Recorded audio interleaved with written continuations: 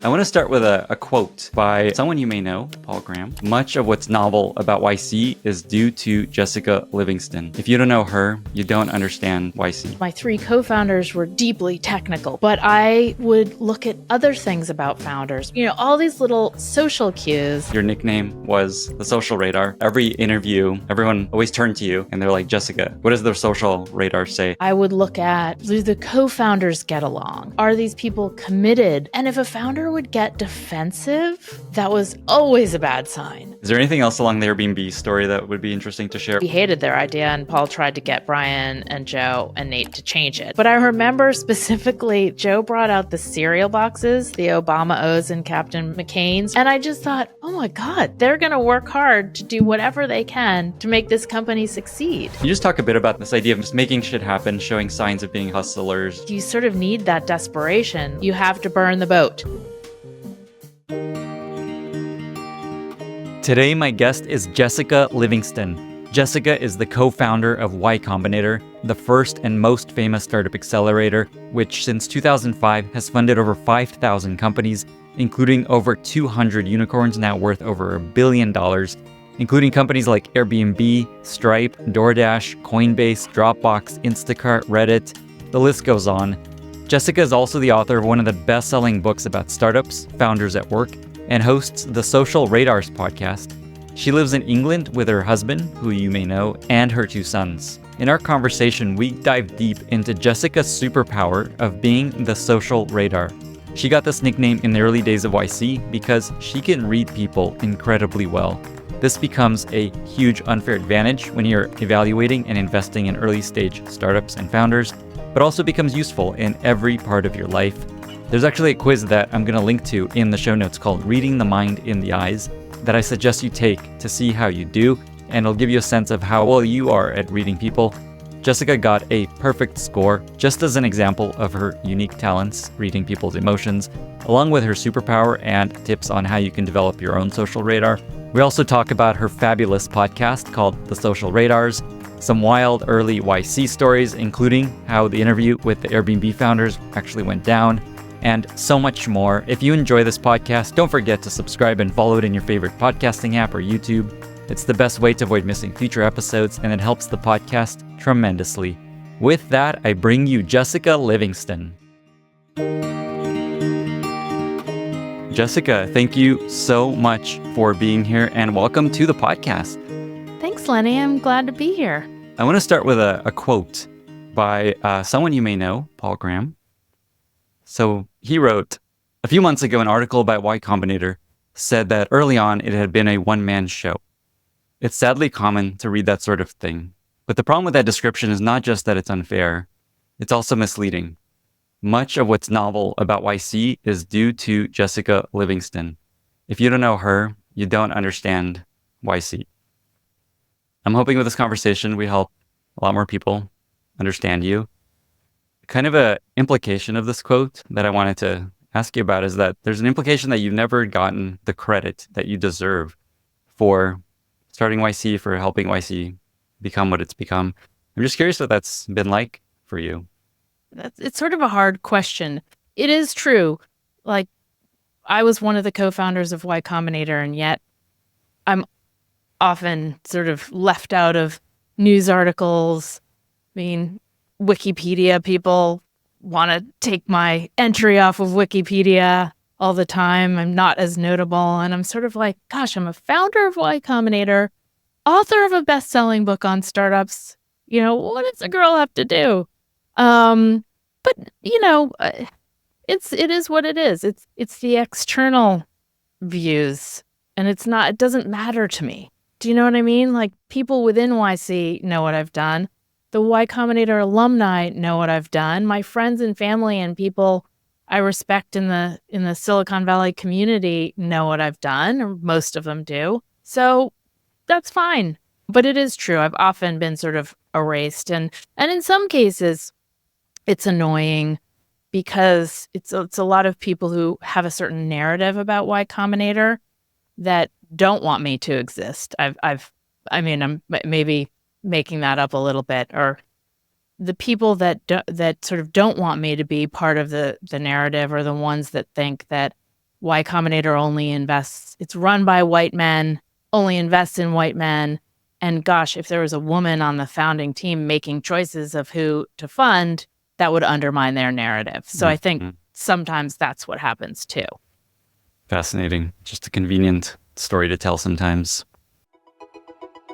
This episode is brought to you by Interpret.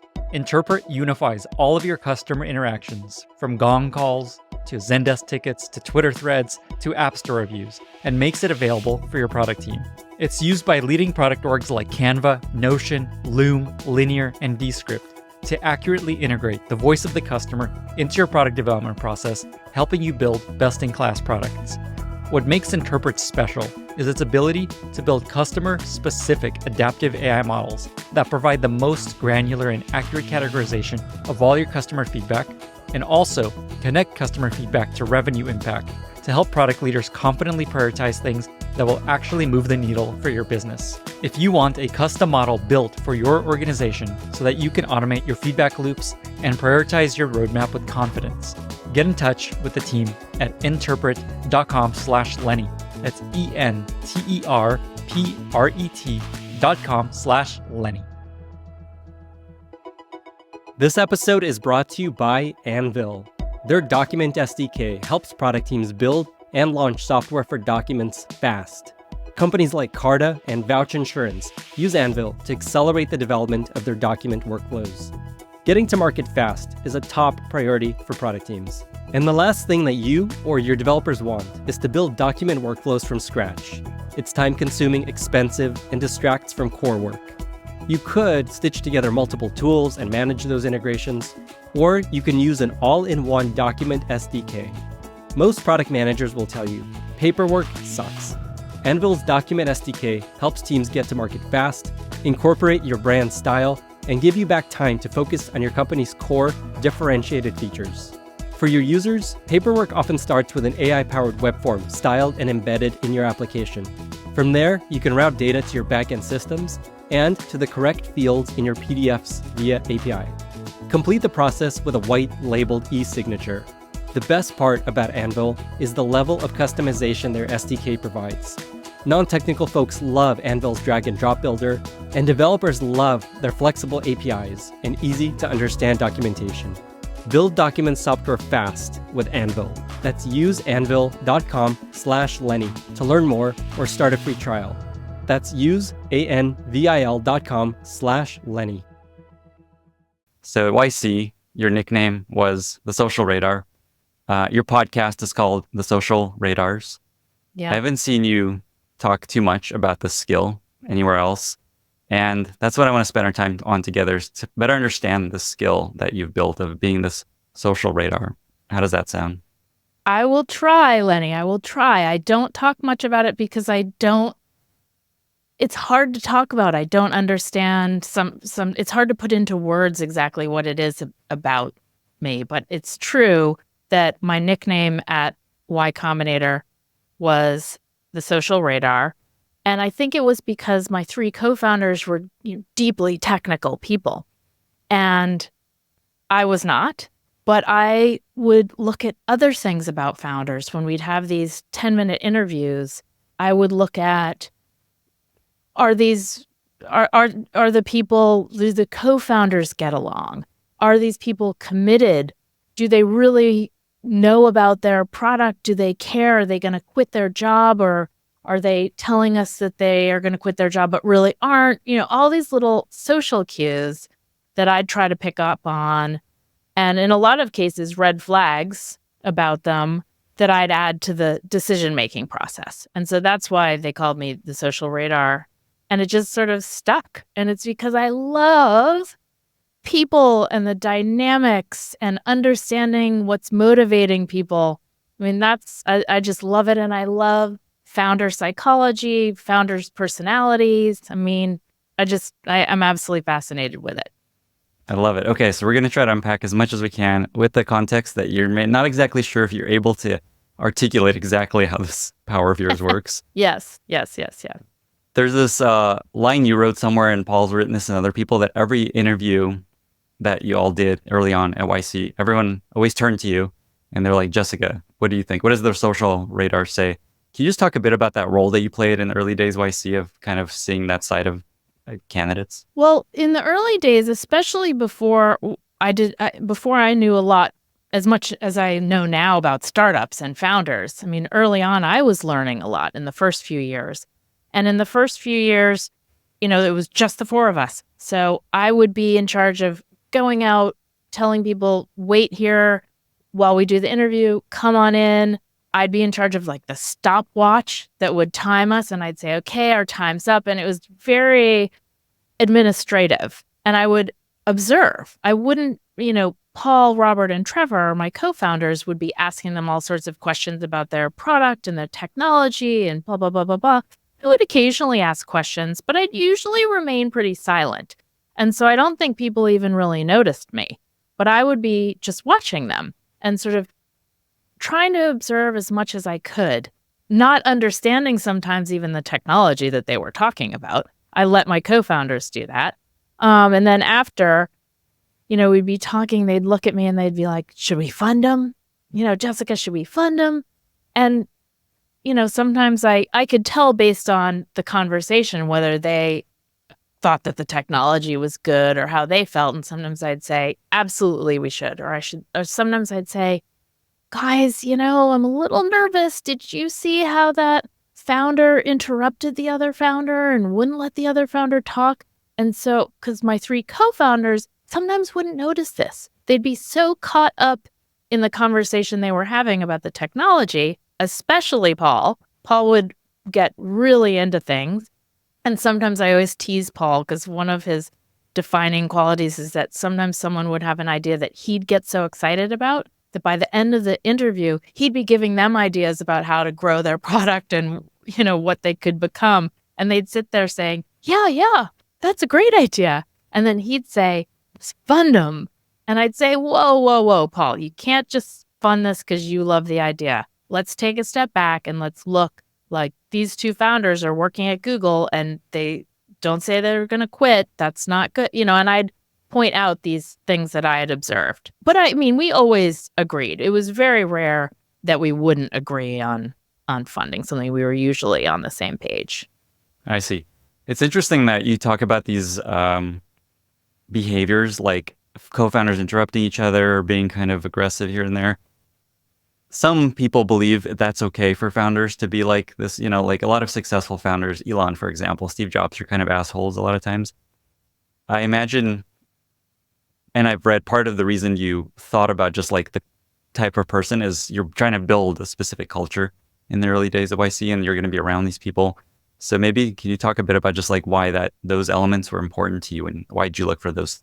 I've definitely heard that Steve Jobs could be an asshole. I've heard stories, but I think I would have funded him because he's so incredible and he was so smart and so interested in the product and knew, like, I'm very persuaded by people who know what they're talking about and love their product and are domain experts. But I did consciously, especially early on, less so later on, early on, I did sometimes tend to say, I really think this person's an asshole. I do not want to fund them. And we often wouldn't. And I very early on when we were just funding, 10, 20, 30 startups a batch, I have been known to say, like, I don't know if I can have dinner with them every week. Like, it was at that point. And I don't think we've ever regretted any of those. It didn't happen all the time. That was rare. But life's too short, life's too short. And I wanted I wanted to be able to work with these founders. And as it turns out, it was sort of important early on in weeding out like explicit assholes, because that was the basis of our Y Combinator community, which is now thousands of founders. Now, of course, all the founders aren't all, running their company anymore, but I would say like most all of the founders bring something useful and valuable to the table. So if you ask a question on Bookface, on our, forum for founders, someone is going to be there to help you. And it's amazing. And that all started very early on. There was this culture of, older batchmates helping newer ones, and this pay it forward mentality where everyone helped one another and rooted for one another and made introductions for each other. And I think it's a big part of our Y Combinator community now. So I wrote down a few of the things that you mentioned you looked for in the early days. So let me just share a few of them, and let's spend a little more time here. So you looked for, did the founders get along? Are they committed to the idea? Are they ready to quit their job? Are there any red flags? So is there anything else that you remember you spent a lot of time thinking about or looking for, or then or even now? There's looking for in the application, and then there's looking for in the interview. And now we have software that looks for all of the red flags in the application that I used to do by hand. In the application, I'd look for just weird things. Like, was there like a huge gap in the equity allocation? Like, did one founder have 99% and one founder have 1%? That's weird. I'd want to dig in on that. That doesn't feel right. Are they going to quit their job? Are they going to move to Silicon Valley? What are their current shareholders? Is like 90% of their company already owned by someone else? There are all these weird things that we like to just flag, and we wouldn't like necessarily not fund someone because of them, but it's just more data, right? So that was in the application, and I'd look through all of those. But in the interview, I definitely was sort of, one thing I remember I would always look for was when you'd have a conversation with us. A lot of times, Paul especially, but Robert and Trevor would really be getting right into the idea and questioning you, and how do you know this, and what about this? And if a founder would get defensive, that was always a bad sign. Always a bad sign. The best founders would say, gosh, I have thought about it, and here's what I figured out. Or they just have this almost a tennis match and a conversation, rather than closing up and feeling like, oh, this person's interrogating me. You could just sort of the open-mindedness, the flexible-mindedness of people was really important. I'd get really excited about domain expertise. I mean, like my co-founders, we all loved that. If someone was fixing their own problem in a broken industry, we loved that. Definitely, I'd look for co-founder relationships. And again, I'm not saying I was always right, but you could tell if, one founder, I'll give it a story. One founder, once we asked a question and one person started to respond, and the other founder put his arm in front of him and said, I'll answer that question. And it was just so weird that he wouldn't let his co-founder speak. We'd have situations where we'd call people like hackers in a cage, where it's kind of obvious. There'd be like a business person who had clearly convinced a programmer to join the team. The programmer was given very little equity, and just, we called them programmers in a hackers in a cage. And sometimes that works out. I'm not saying it doesn't, but I'd always try to observe okay, does this hacker in a cage have any say in the company, the direction of the product, that sort of thing? Because the programmer needs to have opinions, right? So funny. I love this metaphor, and I totally get what you mean. I want to unpack a couple of these because this is exactly where I was hoping we'd go. So this idea of looking for defensiveness and being open to change and being flexible. Why do you think that was so important to successful founders? Why did you look for that? Why was that a predictor of success? Several things. First of all, being defensive is really bad if you're a startup founder, because you're always going to get people who question you, and it's your job to sort of educate them if it's a new area. If you're doing something presumably pretty new, you're always going to have people who question it or say, why, that product's already out there. Why is yours better? You have to educate them. You don't want to be defensive about it. Also, a lot of times the first idea isn't bang right on, the right idea. And you have to be open-minded and maybe adjust it in a certain direction. The famous PayPal story, how it started off being, the Palm Pilot, or money transfer, and money transfer between the Palm Pilots or whatever. And then all of the customers were like using a janky version on the web, and they were begging for this to be on the web. And finally, the founder said, oh, I see, what most people want this for. You have to be open-minded to see what direction really is what your users want. And so if you find someone is defensive, usually they're not open-minded. The other thing is that the best founders will want to learn from other people and listen to other people. I mean, you talk to the Collison brothers and say something, that they ask you a question, they're listening to your answer. Like, so many founders think, oh, I can't learn from anyone, but the best founders are always listening and having spirited debates about things. I mean, that's part of the process. And so I think when someone's defensive, it's just a bad sign. Yeah. So I would look for that. I loved when I'd find someone sort of showcase that they'd make something happen no matter what. Like they're scrappy, they're hustlers. I remember, can I tell the story about the Airbnb interview? Please. Okay, because that was definitely one I'll never forget. That was one that was clear the founders were really good. The market had just crashed, basically, with all the banks going out of business and everything. And so we were only funding startups that we felt had like really scrappy founders and could be cockroaches, meaning could live off of very little amounts of money or could charge customers and make money.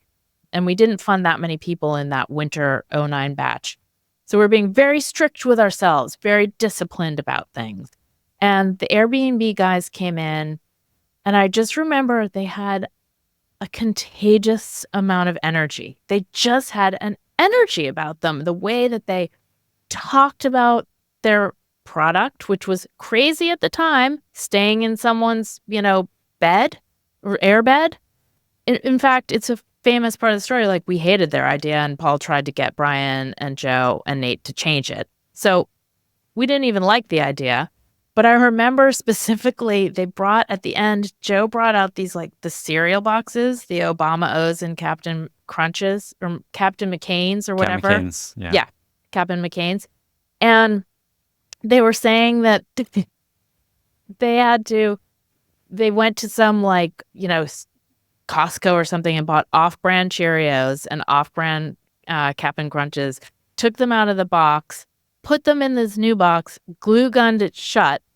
And I just thought, oh my God, these guys are really like going to great lengths for this. And for some reason it was silly, but it really appealed to me. Like, they're going to work hard to do whatever they can to make this company succeed. And even though we were skeptical about the idea, I mean, I think we definitely made the right bet on the founders. And it was just very clear in that interview. I'm so happy to share that story. I was definitely going to ask about it. It's so funny because I've heard that story at least 100 times working at Airbnb. That's like, they tell the beginning of Airbnb every chance they get at every all hands. It's like a recurring theme. And it's great to hear that basically went exactly the way they describe. Oftentimes there's like a myth around what happened, but that's exactly how they describe it. No, it was definitely a whole crazy story, and how Paul called them to accept them, and they were on the 280 or something, or the 101, and the reception went down, and so he didn't hear if they were accepted or not. Wow. Did you tell that part? No, I haven't heard that part. Oh yeah, that's part of the story, and they had to keep driving to like get to talk to Paul again and find out that they were accepted. Oh yeah, it was just a crazy interview. The element of the story I'm also curious about is the way Joe tells it. Is he had the box in his backpack, and as they were walking out, Paul or you was like, "Hey, what's that cereal box doing there?" Is that how it went, or was it more like, "Hey, we have the cereal thing"? I don't think Paul and I like looked in his backpack and asked. I think there was definitely some pressure on Joe not to show us the cereal boxes. I think Nate was really down on that, especially. And I think they were walking out the door and they're like, "Hey, we just brought you a little something." I think Joe did pull it out. And we had an extra like minute or so around the cereal boxes. That's how I heard about the glue gun story and everything. But I think Joe had been reluctant, but he he did it at the end. And I think it was a good call. That's so funny. And after that meeting, what was that conversation like between you and Paul? Was it just like everyone's like, we definitely got to do this? Or was it like you being like, hey, these guys are really interesting? No, I think we all liked him. We all liked him. But I remember saying, we have got to fund. I just remember being like, we have got to fund these guys. I don't know about the idea. Maybe they'll change their idea. Who knows? But they seem really great. They just, again, the energy level and the passion with which they spoke about their experience, hosting. Because they had been around struggling, but had been a company with an idea for, a little while before they applied to YC. We were basically their Hail Mary, their last resort for them. And so they could tell us about their story about how they hosted the people at a conference. And there was definitely some magic to it, which was convincing. Is there anything else along the Airbnb story that would be interesting to share while we're on that topic? I mean, the only interesting thing as it relates to being the social radar is that there were just some interviews that I remember because I just thought, this is great. Like, these founders are so good. I'm totally convinced what they're working on might not work, but I feel like it's so worth the bet based on these founders. And that happened. There were definitely a couple other of our most successful companies that I clearly felt that way about. You just feel like they know what they're talking about. They've thought about the problem. They're not solving this problem because it's sort of the problem du jour or fun and exciting. Like, some are very unsexy problems, like, when Parker Conrad applied with Zenefits, unsexy HR stuff, benefit stuff. But he knew how broken it was and was trying to fix it. And I love stories like that. There was one story in terms of the one time I did sort of persuade the rest of the group to fund someone was, do you know the company Goat, the sneaker? Absolutely. Okay. When Eddie and Darshan applied, they were not doing the sneaker company. They were doing this group, sort of book a group dinner at a restaurant with people you don't know as a way to meet new people. And for some reason, I loved the idea because I thought maybe it could be like a secret dating, like a Trojan horse for dating sort of site. But I really loved the two founders. And one of the reasons, again, they had this passion about their idea, but they had had like this cream puff company before that they had run. And they just told these stories about how hard it was and all this stuff. And I, for some reason, just thought, these are hustlers. These guys are scrappy. They're going to make this succeed. And they didn't make that company succeed, but they pivoted and made Goat succeed. And it's doing really, really well. And I remember that one, I definitely had to convince. I mean, not that Paul, Robert, and Trevor didn't like them, but I think they really didn't think the idea was that great, or just sort of were mad. I was like, we have to fund them. I love sharing these stories. If you have more to share, please keep throwing them out there. So a few things I've noted so far, things that you look for. And I think it's important to note, this is very early stage evaluation where the founder and the team it's incredibly important because the idea often shifts. Oh, yeah. This is as early as it gets, Lenny. Yeah. Oftentimes just an idea, I imagine. Yes. So a few things. So far, things that you found to be really valuable to look for. One is this idea of making shit happen, showing signs of being hustlers, just like getting shit done, Obama O's, things like that. And then I think along the same lines, just like passion for this idea and just like almost charisma. Is that how you think about it, or is it just like? I hate using the word charisma because there are a lot of charismatic people who are full of baloney.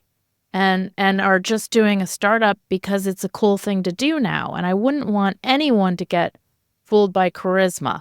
There has to be some substance behind that charisma. Of course, we all love talking to more charismatic people than less. And I've certainly talked to my fair share of totally uncharismatic people. But sometimes they're really good founders too. If they know what they're doing and care about the user and are fixing a problem that they, have a deep connection to, So I don't want to say someone who's charismatic, but it definitely helps because, as you know, as a founder, you have to do a lot of sales and you have to recruit people and you have to convince investors to fund you and you have to convince users to use your product and all this stuff. So it does help. It does help being charismatic, definitely. So, okay, so there's being like super hustler, making shit happen. Domain expertise, something you've mentioned a few times, just like having deep domain expertise in an area. And I think that's probably where they probably don't pivot oftentimes, where they've actually have experience in that specific problem. They might pivot a little bit. They might pivot a little in terms of the actual solution. They might be trying to solve a problem and the first attempt doesn't really work. I haven't mentioned earnestness, though. Oh, do tell. Earnestness is like one of the most important because earnest sort of to me is bucketed with authenticity. And to be a successful startup founder, you have to care so much about the problem you're trying to solve, the users you're serving, and being earnest about it is so key to success. I mean, there are so many wannabe founders, so many people doing it because it's cool, or they think, this idea is cool, but they don't really deep down have what it takes. And I think we always try to fund earnest people. What does earnest look like in practice? How does that come across? I think it means being like sort of humble about, and if you get asked a question in the interview and you don't know the answer, they say, I don't know the answer to that. I'd have to think about it. Or I don't know the answer. I've given it some thought and here's what I have come up with. And they're just honest about things. And they're not trying to sort of do the whole smoke and mirrors thing, which we've definitely gotten people like that like avoid the question or doing it for the wrong reasons. I mean, yeah, I remember there was one group that were like 45-year-old men and they were building an app for like teenagers in fashion. And I remember just thinking, we were asking them, why have you chosen teenagers in fashion? And it was so clear that they thought they could make easy money. And it wasn't because they cared about fashion. It wasn't because, I have, a daughter who's really into fashion and I've seen this need. It was just like they made up the idea, and I that is not earnest. That is not authentic to me. You talked about, so there's this earnestness you look for, also not being defensive. There's this also spectrum of confidence and people believing in what they're doing. Do you have any thoughts on just how to find that? Like, what does that look like when they're too defensive versus they're just confident and they know what they're talking about? Confidence is good. You definitely want confidence. I mean, it's hard I think you can see it when you experience it. Like someone who's confident in answering your questions but isn't defensive, there's definitely a difference. And I don't know, this is why I'm saying it's sort of hard to articulate these things.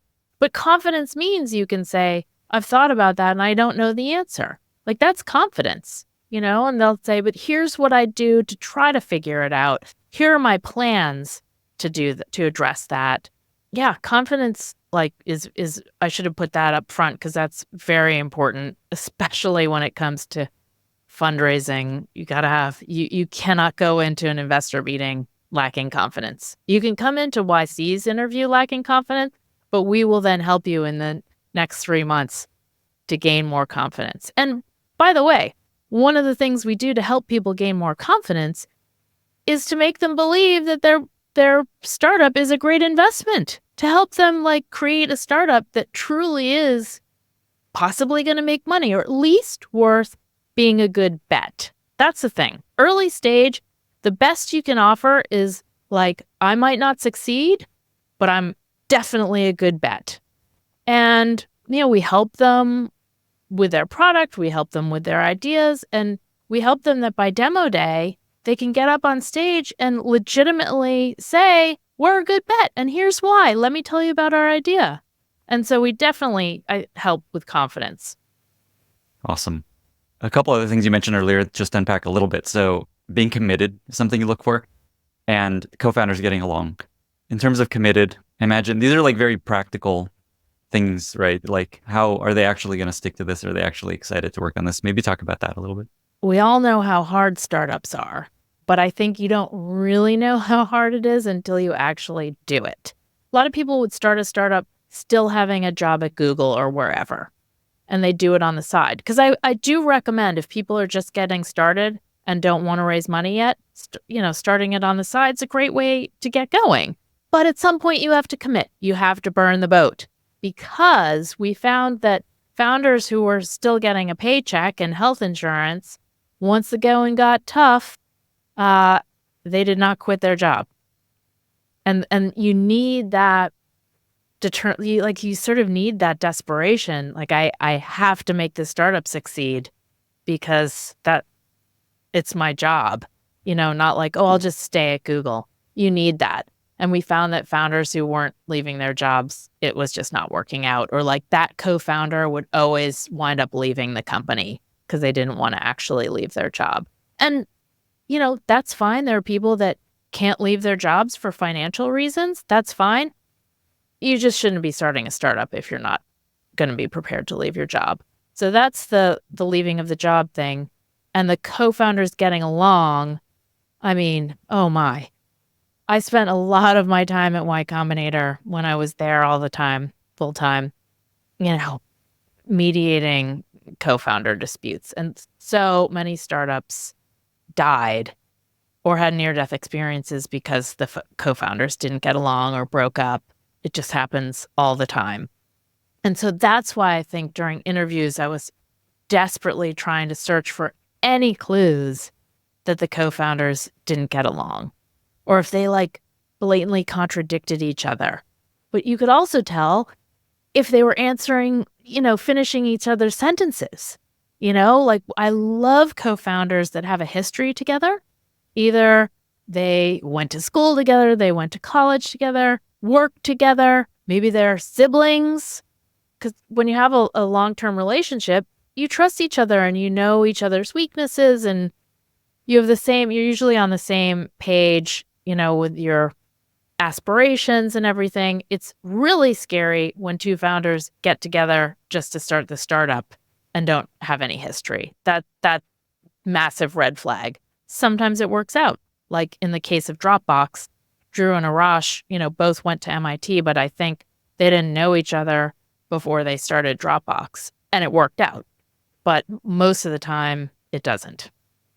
So we've talked about co-founders getting along, looking for defensiveness, domain expertise, the sign of making shit happen, earnestness. Is there anything else that we've missed that you look for in the founders that tell you maybe we should, maybe we shouldn't? Relentlessly resourceful.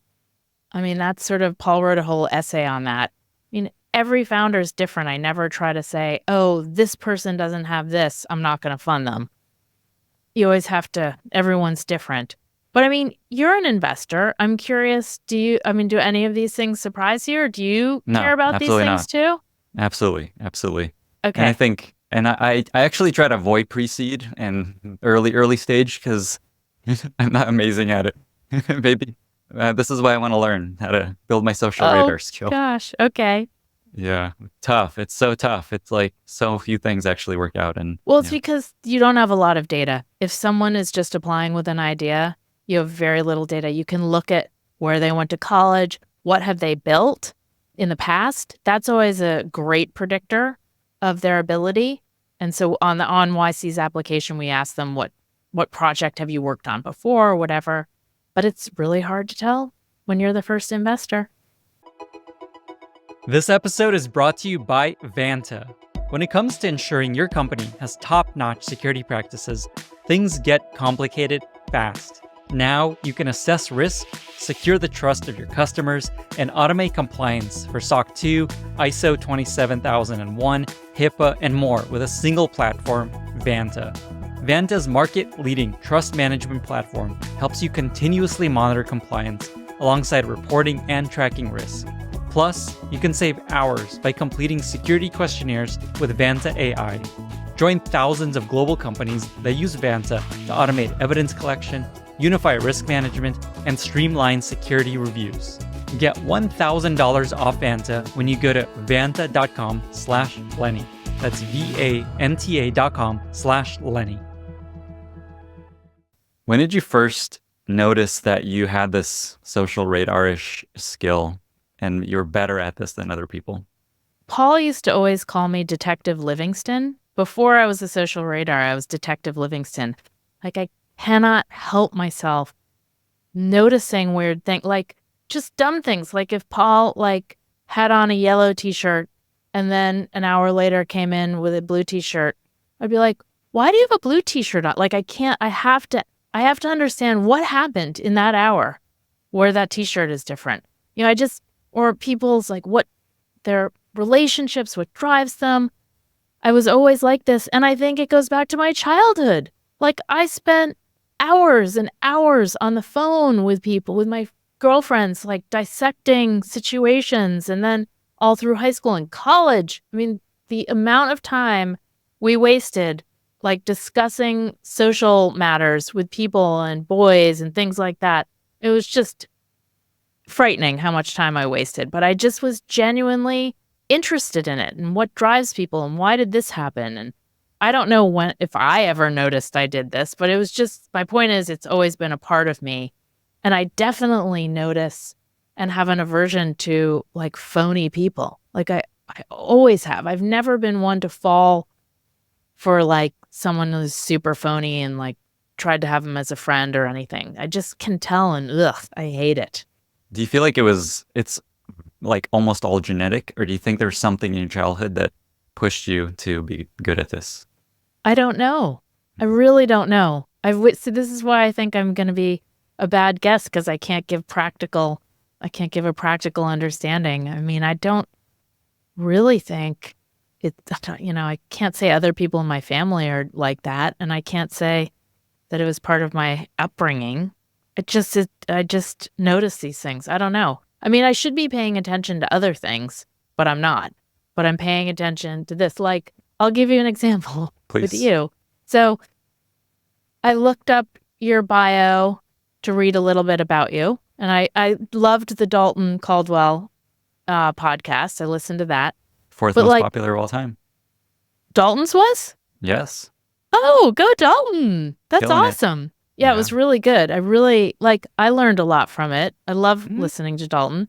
But what I really want to know about you is on the release that you sent, or on the instructions for this podcast, you said there might be some edge cases where your podcast isn't good enough to go out. We just want to warn you. And all I could think of was what prompted that? Who? There has to be a story of what prompted that. No one else would pay attention to that, but I'm just so curious. It's so weird. I'm just a weird person like this. Yes, I did add that. There's a story. Basically, it's just an episode that wasn't amazing, and we didn't have that caveat in the prep beforehand, and it felt bad to tell the person. See, I knew it. I knew that had happened. That's exactly right. Is there kind of a way you've thought about honing this skill over time? Once you kind of got a sense, hey, people keep telling me I'm really good at this. Is there something you've done to help strengthen it? No, but one of the things I do try to do is sort of reinforce, sometimes I'll have a feeling about someone. Maybe we fund them, maybe we don't. I'd sort of like to know what happens a few years later. I like to follow up. There definitely have been some situations where I haven't liked someone that we funded, and it's taken, 5 to 10 years before they failed. And in some cases, for a bad reason, where I'll say, oh, thank God I was right about that. I did have this feeling, or, I knew they'd be successful. And the GOAT guys who I was saying before, there was definitely a period when Grub With Us, their first startup, wasn't doing well. And they were starting that maybe some people would have given up on them, and now I can say, I was right about them. That feeling was right. So I do try to sort of follow up with some of the really strong gut instincts that I had to see if I was right. I often when I have a gut instinct, it's a negative thing. So we wind up not funding someone. So I really need to know if that person went on to be super successful.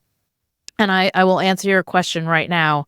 There's no one that I had a strong dislike for that I sort of said we should not fund them that has gone on to be a super success. Thank God. Wow.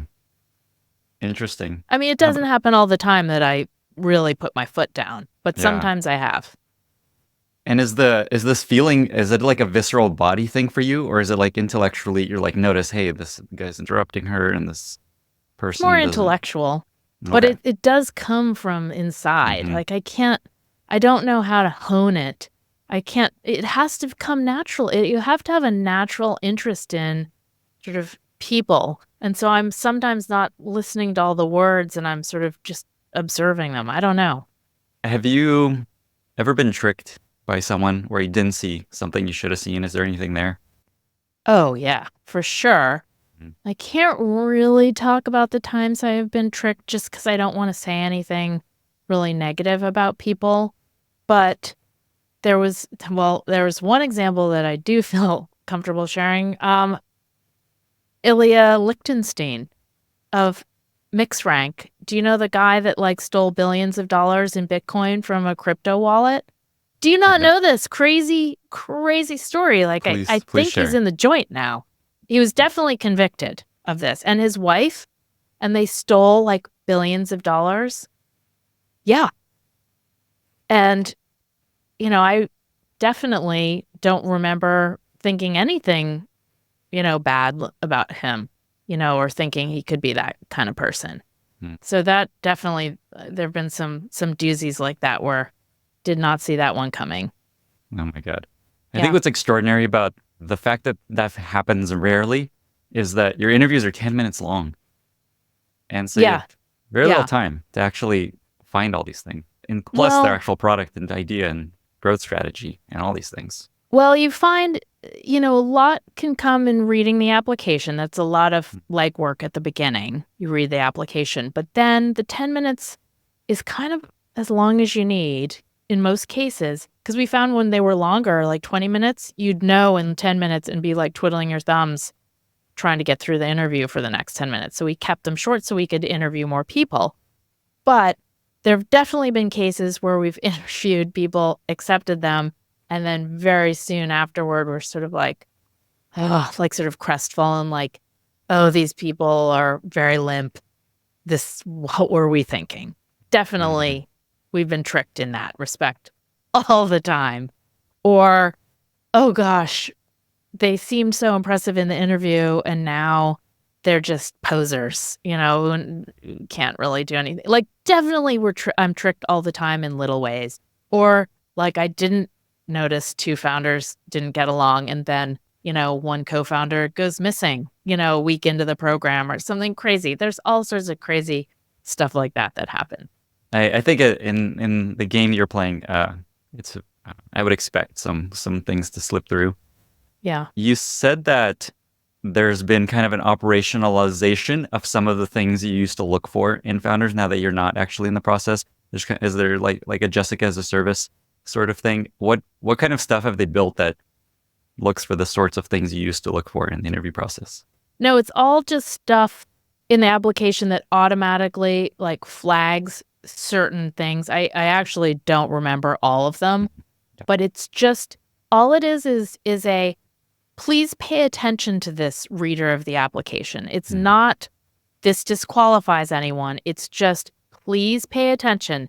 And those are things like I mentioned, like a really crazy equity structure, founders not quitting their job, things like that. That it's important that someone who's voting on them and then interviewing them knows, because I would often, some of the questions I'd ask at the end of the interview, I'd say, it looks like, you have 90% of the stock and your co-founder only has 1.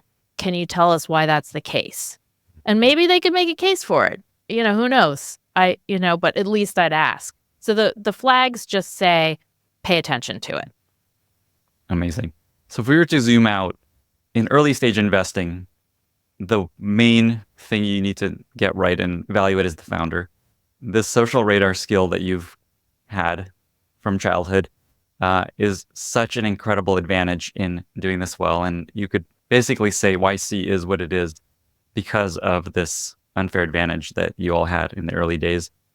I'm guessing many people are listening to this are like, we need a Jessica on our team. We need to build this skill ourselves. We need to figure out how to integrate social radaring into our process. I know you're going to hate this question, but just do you have any advice for people that want to try to build the skill, get better at this, notice some of these things?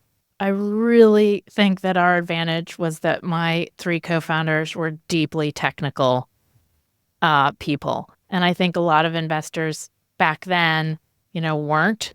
A lot, didn't have that background. And I think that background really helped YC choose good founders. So I don't want it to make it sound like, it was that big of a deal. But advice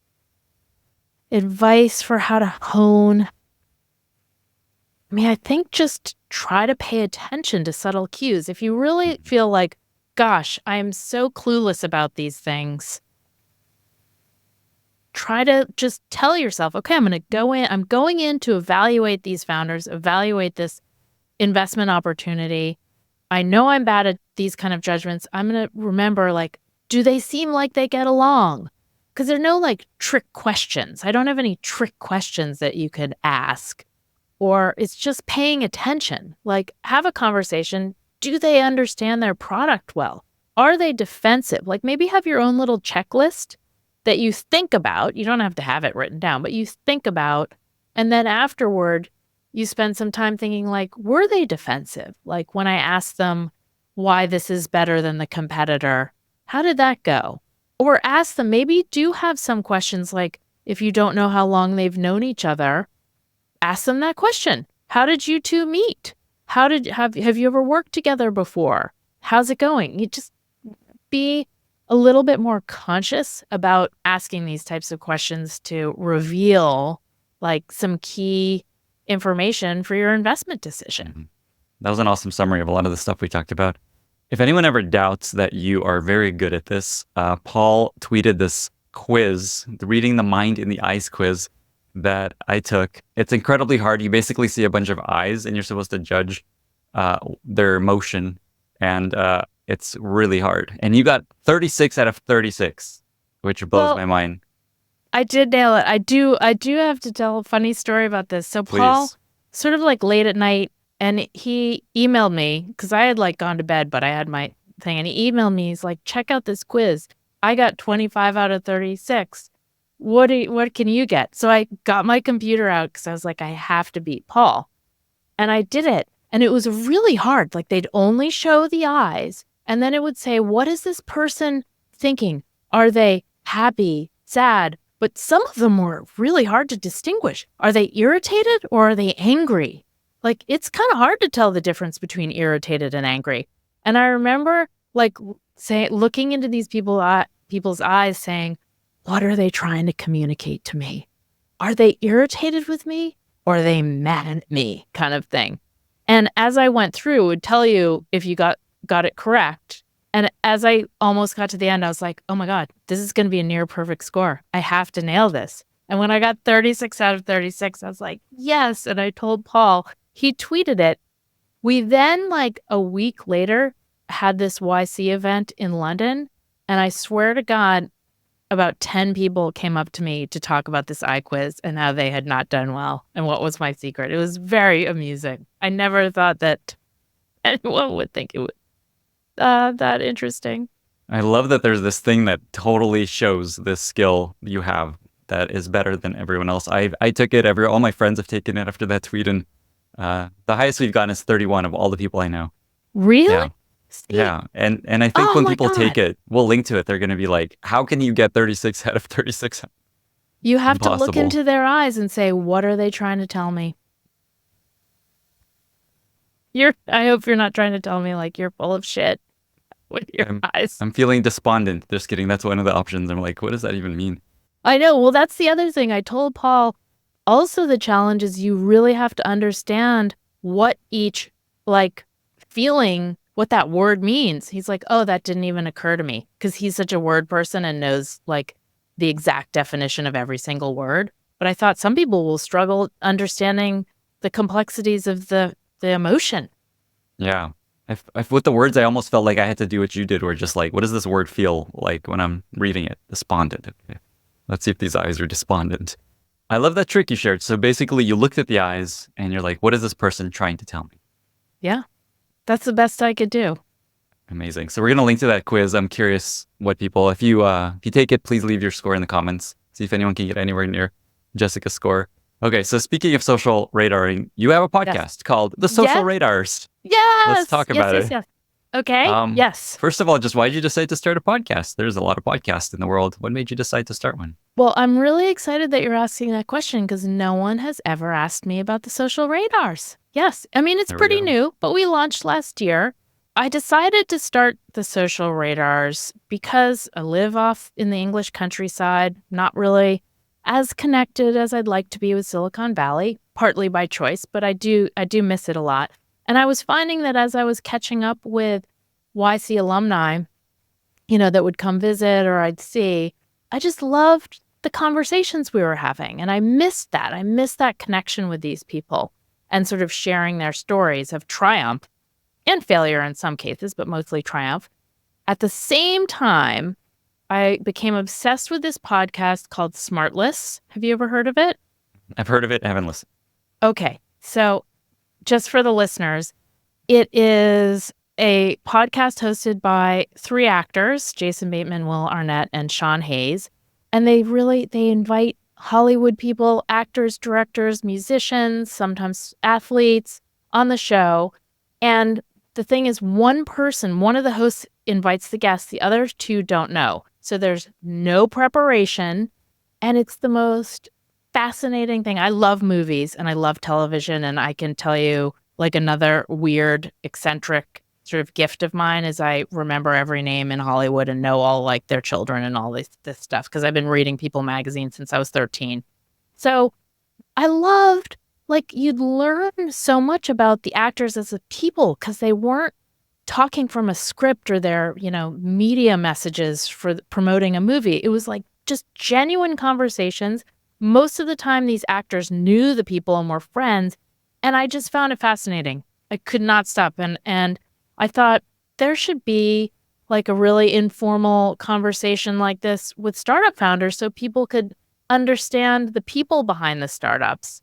And it's not too scripted and not too, maybe, I don't want to say professional, because I hope it's professional sounding, but it's very conversational and authentic. And I was trying to mimic that a little bit. So I convinced my colleague and friend, Carolyn Levy, who of course has a full-time job being one of the amazing lawyers with NYC, and she's super busy. I convinced her to do it with me so I could have a partner in crime. And then we just started. And I said, we'll do a few episodes, see how it goes, and we'll keep going if it's fun.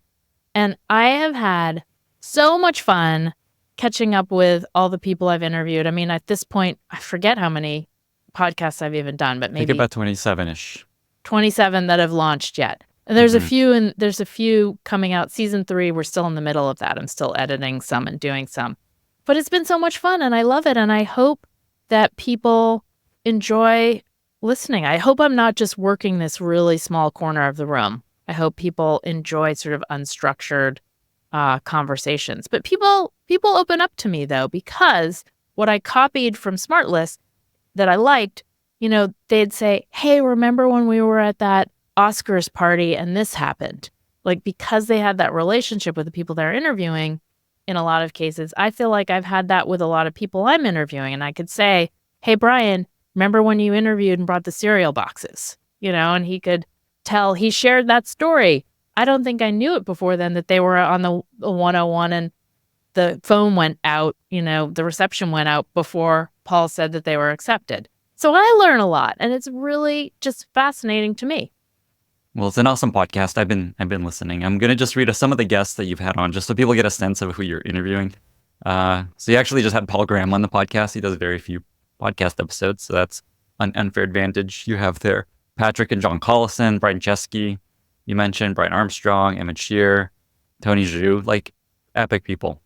Emmett Shear, by the way, the week after he was named OpenAI CEO for like 72 hours, that one launched. I was like, I could not have planned that timing better. Is there an episode you'd recommend people start with if they were to start to explore your podcast and get into it? Honestly, like I truly believe this. I'm not BSing you. I think they're all really, really good. And there's so many interesting takeaways from every single one. If I were coming to it for the first time, I'd look at the guests and say, who am I interested in? Have I stayed at an Airbnb and I want to learn more about that? Or do I use Reddit?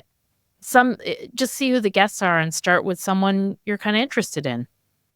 And I guarantee you'll like learn more about this person.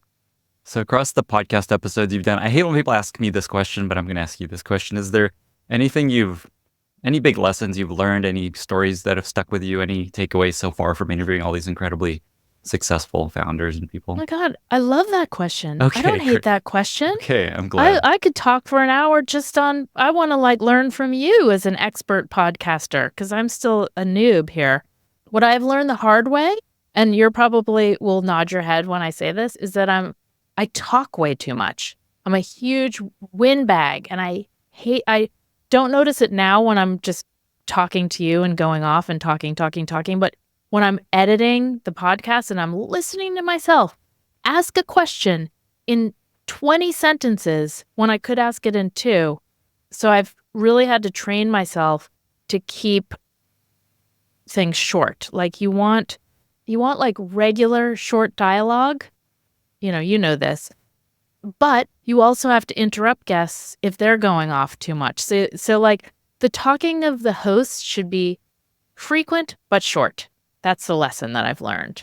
Totally. In terms of content, I mean every single episode is a gem in its own right, and there aren't like massive lessons because they're all sort of specific to that person, and I never know exactly which direction we're going to go in when we get into things. But it was interesting. There were definitely some themes with like Adora Chung and Tony Zhu of DoorDash, where they said they really made a mistake early on scaling into different cities before they had nailed, the original city.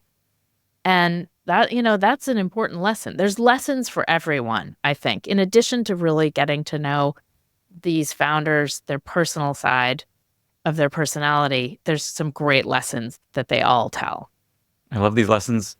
Is there anything else you've learned about interviewing? That's something I'm always trying to get better at. I love this point you made. I say the same thing to every podcaster. You talk too much as a host. You should let the guest talk.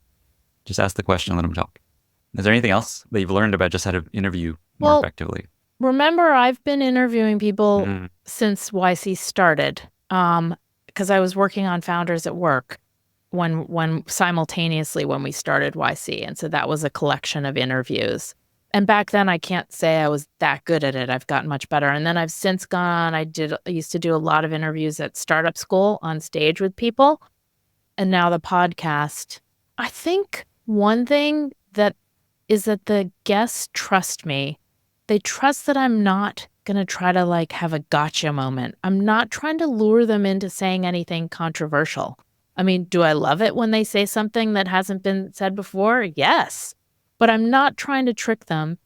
And just like you, I tell them, you will have a chance to review this before it goes public. And I think that disarms people. And they say, okay, I can open up because I know if I regret saying something, it's not like talking to a reporter who's going to publish it.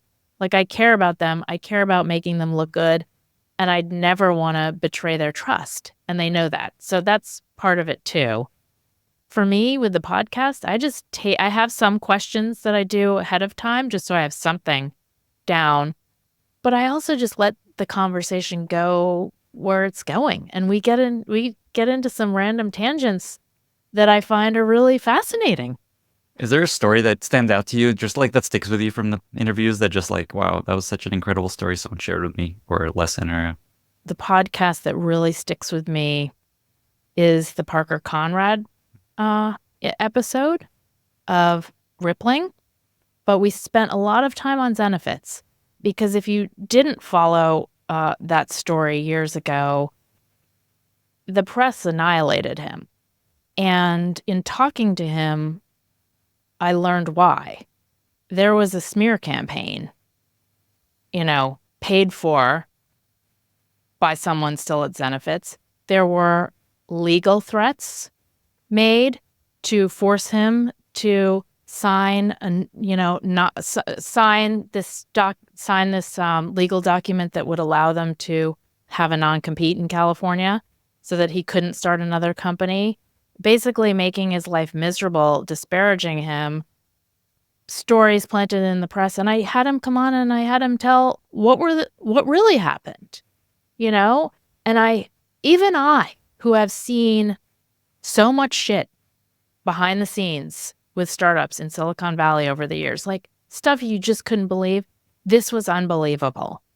And the thing that really sticks with me is that, like, no reporter ever, maybe no reporters listened to it, but no one said, like, hey, I got that wrong years ago. I shouldn't have written that. That wasn't true. Let me set the record straight. Mm-hmm. So he doesn't care. Parker's moved on. He's successful with Rippling. He doesn't think about this stuff.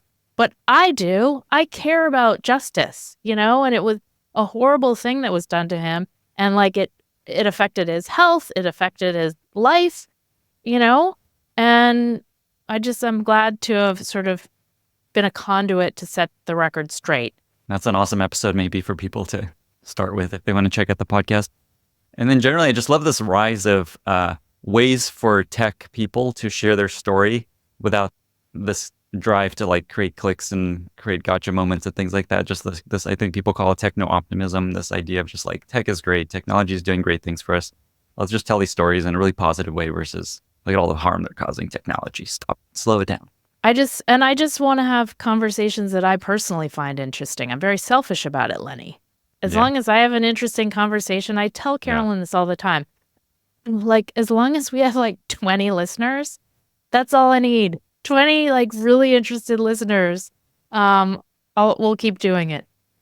I love that attitude. I wish I had that same feeling. What I look for is it growing? That's the thing. I'm like, is it growing at least? If it's growing, no matter what it is, I'm feeling good. I need to be more like that. I don't know any of my statistics. What statistic, you tell me as an experienced podcaster, what statistics should I be have taped up to my mirror every day and track?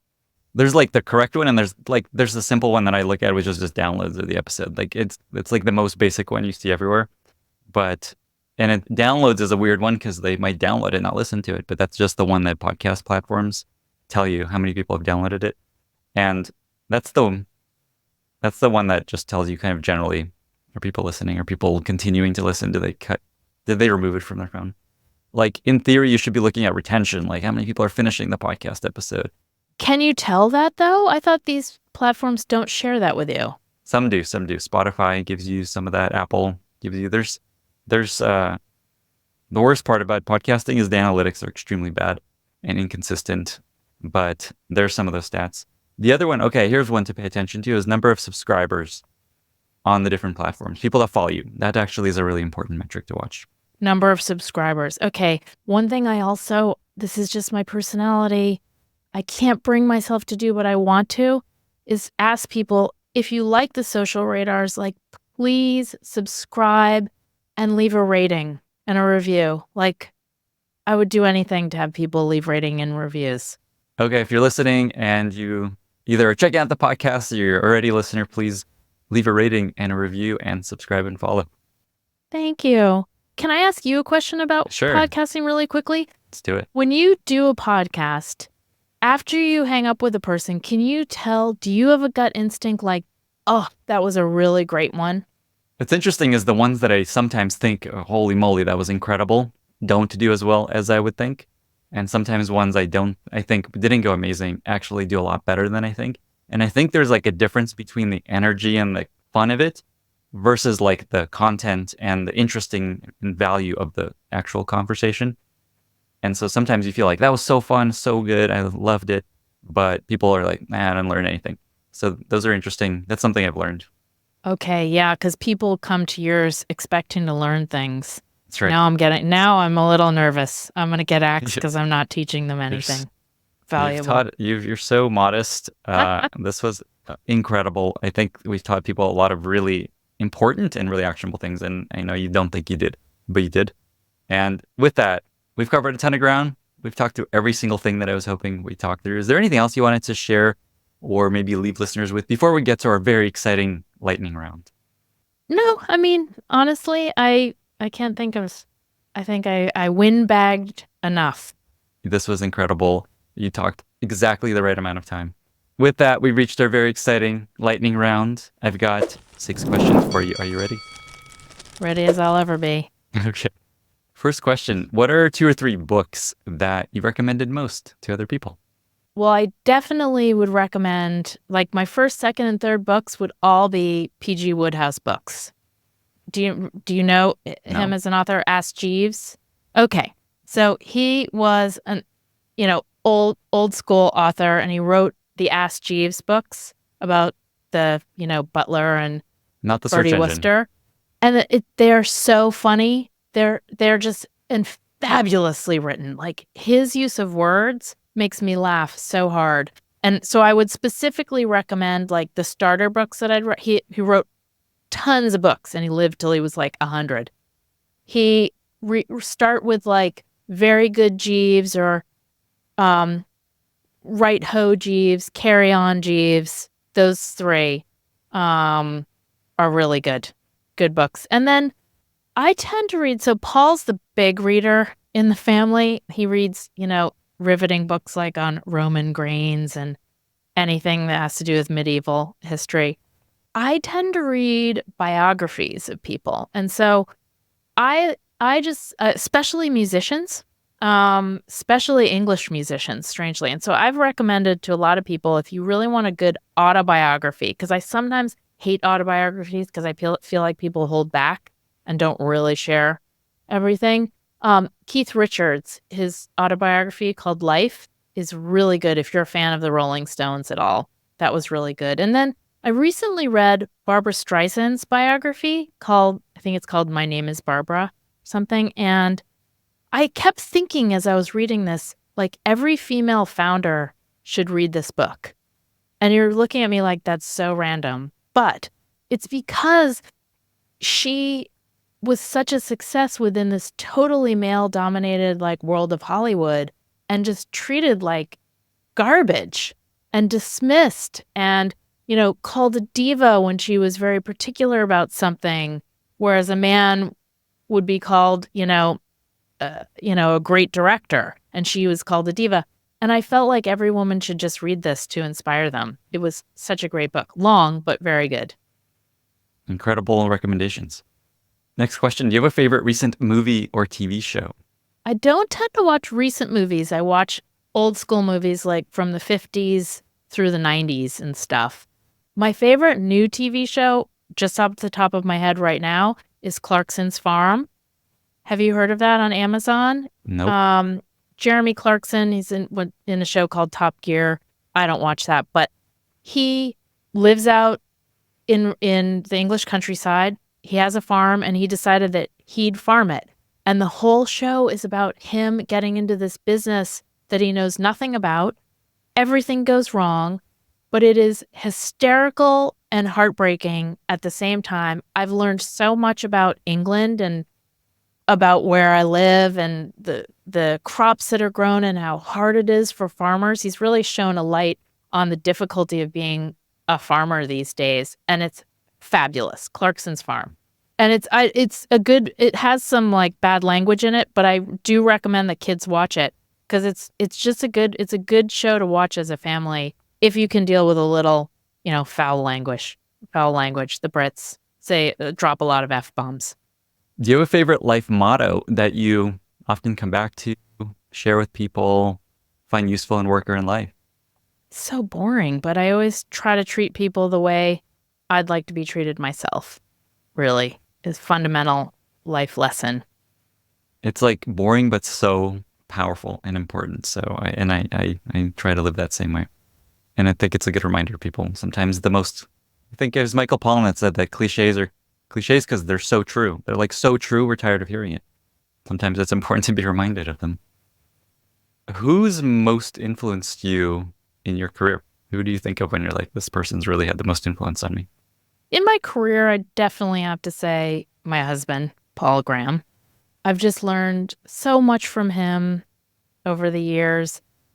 And he's such a good person. And I think people who know him all know that he is. It's just he has such a big online personality, either through Twitter or through his essays. And so he has a lot of people that don't like him because he also speaks what he believes. And he is not afraid to say anything if he believes it's true and needs to be said. Whereas I'm the exact opposite. I'm like, oh, I'm not going near that. I'm not touching that with a 10-foot pole. I don't even want to get in someone's crosshairs or fight with someone. And I admire that so much. Like there's so much that he's done with Y Combinator and just in our personal life that is just so admirable. And I've really learned a lot from him. It's such a boring thing to like learn from your husband. But at the same time, I'm going to extend this. I'm going to windbag a little bit longer. Go. I have learned so much from the founders that we funded. I mean, some of them are just incredible people and have been through so much and survived so much and built these amazing companies that I couldn't have even imagined when we funded them, that these companies would be as successful as they are. And they're all, so many of them are just great people and they now teach me things. Honestly, like Brian Chesky teaches me things. The student has become the master. He knows so much more about me and running a business. And I often will go to him for advice. And so I'm really lucky to be surrounded by so many smart people in the startup world, because as a startup nerd, I mean, I could talk about startups, and think about them all the time. And it's so great to have all these people around sort of lifting me up. Would you believe that serial experience led to a $92 billion business today? I just looked it up, how big they've gotten. Honestly, I wouldn't. And I wish I could say, oh, I knew they'd be this big. Yeah. But the truth is, with all of the super successful startups, yeah, you can remember feeling very positively about them. And certainly feeling like as they went along in the first few years, like they're doing really well, they're really determined, they're doing a great job, but you just never really think they themselves probably didn't realize that they'd ever be that big. Let's face it. That's just the way startups are. Okay, here's the actual final question. Is there a fun story of early days YC, whether it's with Airbnb founders or Paul or anything that comes to mind as just like, wow, what a different time that was, or what a surprising thing that happened back? It's funny you ask, because actually one of my ideas I've had lately is that I want to start thinking about writing sort of a YC biography kind of book. I don't know when the time is, but the point is I have to remember things, because it's hard when it's been 20 years to go way back. You have to remember specific things that happened. I mean, YC, I just remember the early days being so magical and so pure. When we started, no one knew about us. No one was bothering us. We just did what we were doing with no distractions. We were helping, albeit a very small group of founders, 8 in that first summer. We were just doing what we loved doing and growing organically. And no one was scrutinizing us or blaming us for things or writing negative news stories about us. I mean, the negative stories in the press, because I'm a people person and I'm very sensitive, Paul's not as sensitive as me. And so he doesn't care if there's a negative story in the press that's not true. I do. It really affected me. And I hated when we got big enough that, people would lie about us and say bad things. So I look back fondly when we first started. It was the most fun time of my life, the most productive time of my life. Didn't have kids then. And I could just help the founders and learn about all these exciting things that happened in the startup world, because it was new to me then. The startup world was new when we started Y Combinator. So I had a lot of learning to do. And I met all these cool people. And it was just very authentic. Like no one was doing it to be cool. Okay, well, let me ask maybe one other question. Was there a moment when you felt like YC was working? When it felt like, wow, maybe this is gonna make it? There were sort of two moments that I remember I felt like YC was working. Because remember, we started Y Combinator as 100% like an experiment. Could we fund younger founders with small amounts of money? That was it. Then that summer, we created this batch investment idea, and then that became the idea of funding them in batches. And that was the first aha moment, was after that first summer when we invited people to participate in the Summer Founders Program, which is what it was called. And remember, that first summer had Sam Altman, Emmett Shear and Justin Kahn, Alexis and Steve of Reddit.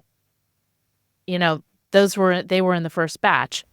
And the batch thing worked really well because they all became friends.